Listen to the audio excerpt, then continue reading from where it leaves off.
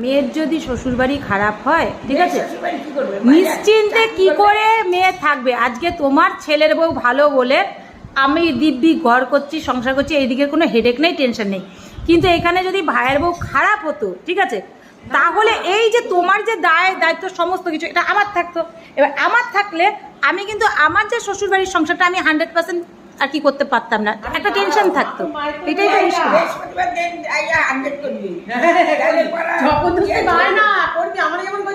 তুই 3 দিন করবি, জবরদস্তি পায় না। আমি কি